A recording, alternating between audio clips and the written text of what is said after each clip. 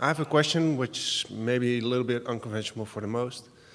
I consider myself as a recreational drug user. I use drugs to feel good, but I don't let it control my life. Don't let it control my work. I have control over it. And I do it because I love living in the moment. I always do.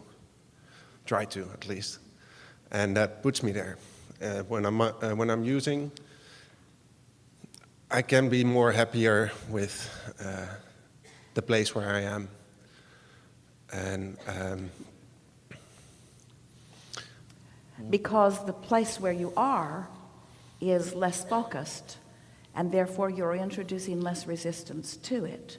So it would be accurate to say that you are in a clear place of allowing. Yeah, that's what I also notice is when I'm using, my grid is always up here and is always filling in real quick with things I just put in my Vortex just a few hours or just a few days ago. Just fills in so seamlessly. But my question about it is, because it is a drug, is it an artificial kind of vibration or? Well, it isn't.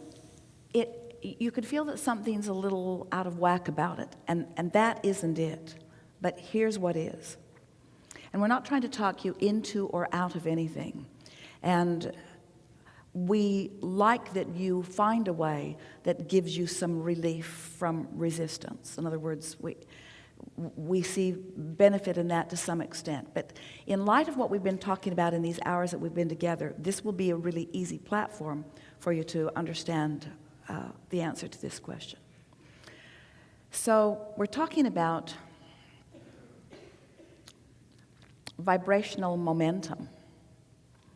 And we're talking about the focusing with the intent of establishing a vibration and maintaining it long enough that there is, let's find the perfect word. Enough momentum going. Momentum is the right word, but there's something about when momentum has been established for a long enough time. Our friend was asking about learning, and we want to integrate learning with knowing, and we want to integrate learning with knowing with being. In other words, in time, you get to the place, it's what we were talking about the source energy is in that place of such knowing, of such well-being, that there is no divergence that would be recognizable from your point of view that would deviate from that. And so there is a momentum in focus that then you own it. It's not to say that you might not dip from it, but it causes more of a sustaining of a vibration.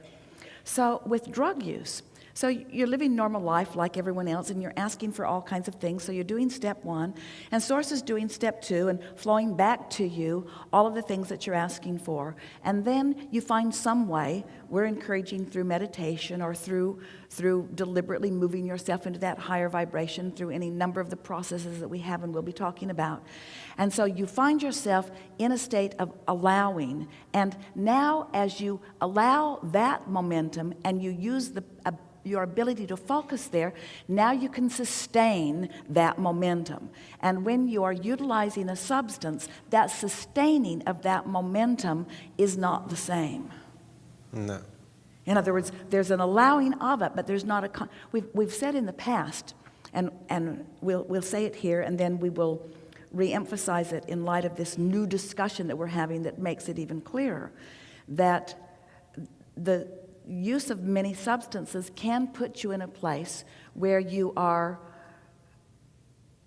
softer and less resistant, and therefore allowing the resistance to subside. But your ability to focus and remember and sustain that vibration is just not there. No.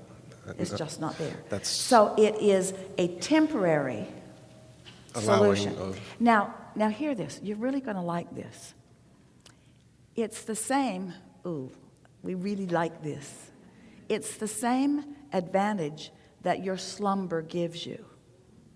In other words, when you sleep, you stop focusing, and when you stop focusing, your attraction of everything And subsides. your resistance is gone when you sleep.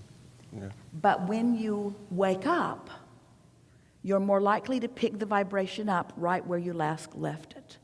And when you come down from your high, you're more likely to pick up right where you last left it. Yeah. Oh, such a good conversation. Thank you.